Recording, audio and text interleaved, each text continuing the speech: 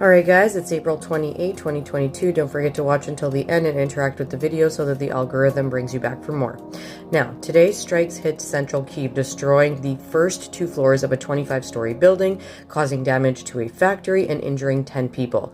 This all happened while the UN Secretary General Antonio Guterres was visiting Kyiv to have a meeting with Zelensky about the UN actually trying to step in and help out the Mariupol steel plant situation.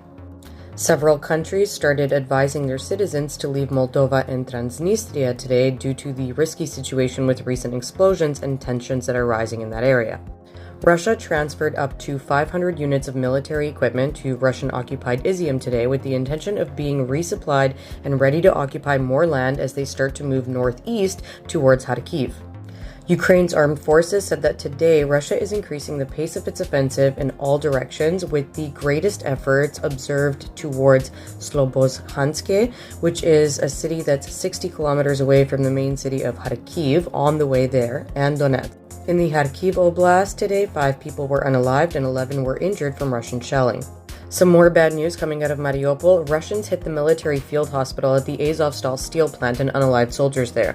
According to the Azov fighters, overnight, Russia was attacking the hospital where Ukrainian soldiers were being treated and then shelling it with naval artillery.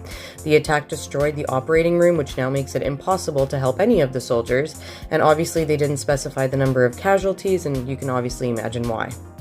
Russia wants to impose rubles in occupied Kherson Oblast starting May 1st.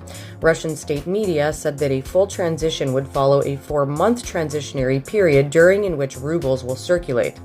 According to the deputy head of the Kherson Regional Council, Russian occupiers have no support from the locals and are therefore unable to hold their staged referendum like they had been planning.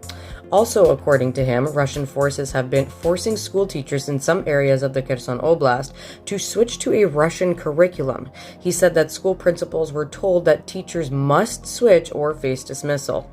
Now to end with some good news. A Spanish army ship arrived in Poland today with 200 tons of military assistance for Ukraine, consisting of weapons, 30 trucks, and 10 off-road vehicles. Ukraine's Air Force said that while Russia is increasing the number of its airstrikes and missile strikes per day, its Air Force still suffered some pretty heavy losses today, losing an aircraft, 5 cruise missiles, and 9 UAVs.